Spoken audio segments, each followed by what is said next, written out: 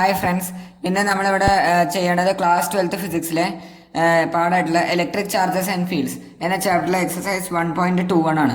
ക്വസ്റ്റ്യൻ്റെ പറയണത് a conducting sphere of radius 10 centimetre has an unknown charge. If the electric field 20 centimetre from the centre of the sphere is 1.5 into 10 raised to 3 Newton per coulomb and points radially inward. What is the net charge on sphere? So ഇവിടെ പറഞ്ഞിട്ടുള്ളത്, അതായത് നമ്മുടെ ഒരു sphere ഉണ്ട്. ആ സ്ഫിയറിൽ Q charge ഉണ്ട്. Q ചാർജുള്ള സ്ഫിയറാണ്. അതിൻ്റെ സെൻറ്ററിൽ നിന്ന് 20 സെൻറ്റിമീറ്റർ ദൂരെയായിട്ട് ഒരു പോയിന്റിലുള്ള ഇലക്ട്രിക് ഫീൽഡ് നമുക്ക് തന്നിട്ടുണ്ട്. എത്രയാണ്? 1.5 into 10 raised to 3 newton per കൂളമാണ്. 1.5 into 10 raised to 3 newton per coulomb. പിന്നെ റേഡിയലി ഇൻവേർഡ്സ് ആണ്. ഈ ഡയറക്ഷനിലാണ്, റേഡിയലി ഇൻവേർഡ് ആണ്, അതിൻ്റെ ഉള്ളിലേക്കാണ്. അപ്പോൾ ഉള്ളിലേക്കാണെങ്കിൽ അതിൻ്റെ അർത്ഥം എന്താണ്? പോസിറ്റീവ് ചാർജിന് റേഡിയലി ഔട്ട്വേർഡ് ആണ്, അതേസമയം നെഗറ്റീവ് ചാർജിന് റേഡിയലി ഇൻവേർഡ് ആണ്. സോ ഈ ക്യൂ എന്ന് പറയുന്ന ചാർജ് എന്താവാം? So Q must be negative charge. Q എന്താവണം? നെഗറ്റീവ് ചാർജ് ആവണം.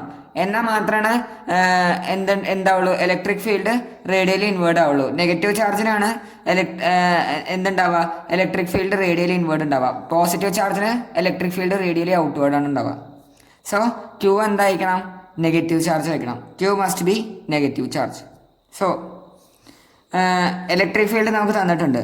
ഇനി നമുക്കറിയാം, ഒരു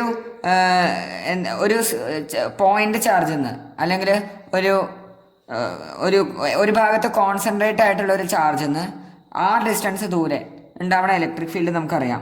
അതായത് ക്യൂ ചാർജ്, അതിന്ന് ഡിസ്റ്റൻസ് ദൂരെ പി എന്ന് പറയുന്ന ഒരു പോയിന്റ് ഉണ്ടാവുന്ന ഇലക്ട്രിക് ഫീൽഡ് എങ്ങനെ കാണാം? E is equal to KQ by R².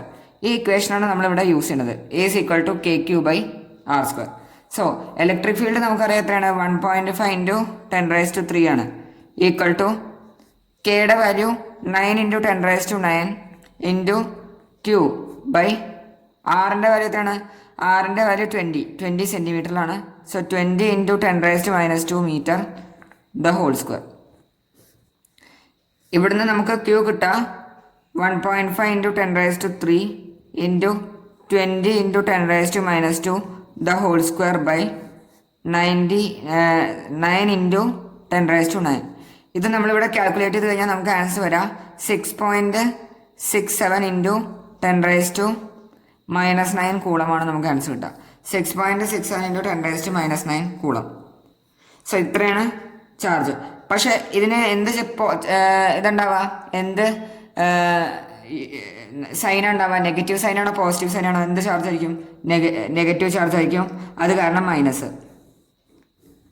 Negative വരാനുള്ള കാരണം എന്താണ്? കാരണം ഇവിടെ ഇലക്ട്രിക് ഫീൽഡ് റേഡിയലി ഇൻവേർഡ് ആണെന്ന് പറഞ്ഞിട്ടുണ്ട്. റേഡിയലി ഇൻവേർഡ് ആയതുകൊണ്ടാണ് ഇവിടെ ചാർജിന് എന്ത് കൊടുത്തിട്ടുള്ളത്? നെഗറ്റീവ് ചാർജ് കൊടുത്തിട്ടുള്ളത്. അപ്പോൾ ഇതാണ് ആ സ്ഫിയറിലുള്ള ചാർജ് ഉണ്ടാവുക. എല്ലാവർക്കും ക്വസ്റ്റ്യൻ മനസ്സിലായെന്ന് വിചാരിക്കണോ? എന്തെങ്കിലും ഡൗട്ട് നിങ്ങൾക്ക് ഉണ്ടെങ്കിൽ കമൻറ്റ് ബോക്സിൽ അറിയിക്കാവുന്നതാണ്. സംശയങ്ങളൊന്നും ഇല്ലെങ്കിൽ ലൈക്ക് ചെയ്യുക, കൂടുതൽ ആൾക്കാർക്ക് ഷെയർ ചെയ്യുക. Thank you.